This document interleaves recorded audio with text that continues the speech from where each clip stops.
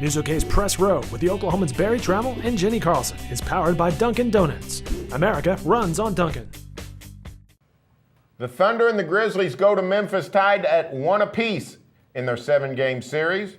And I know who the key to the Thunder success is. I do too, but I don't think it's the same guy as he thinks. From the Opopco Studios in Oklahoma City, you're watching the Press Row. I'm Jenni Carlson. That's Barry Tramel. Press Row is sponsored by Dunkin' Donuts. Barry, I'm taking two guys, actually. The defensive tandem, Serge Ibaka, Nick Carlson, what they do against Zach Randolph. Who you got?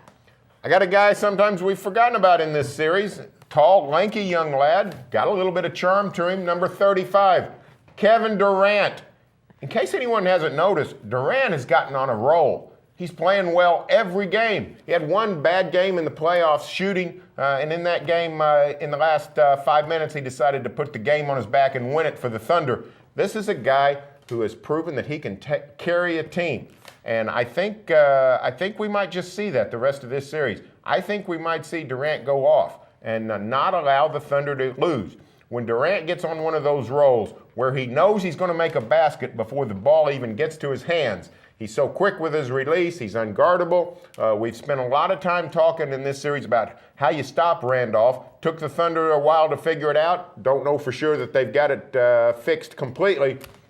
But the Grizzlies have no answer for Kevin Durant. Kevin Durant was fairly unstoppable in Game 1, and the Thunder lost that game because Zach Randolph was unstoppable in that game. So if you want to see the difference between Game 1 and Game 2, Kevin Durant scored at about the same clip in both, but Zach Randolph, he was 2 of 13 the other night. I mean, the guy was not only human, but you wondered if he'd been, taken by aliens, abducted after what we saw on Sunday. He seemed like he had elevated his game to a point that he really couldn't even be slowed down. And here he was looking very human in Game 2. The defensive job that Serge Ibaka and Nick Carlson did, in large part that was Nick Carlson, especially in the second half because Ibaka got hurt. To me, that really was the difference. He got him frustrated. Yes, he missed some shots, but clearly he was guarded differently. They were coming with some double teams, but those two guys are the primary guys on him.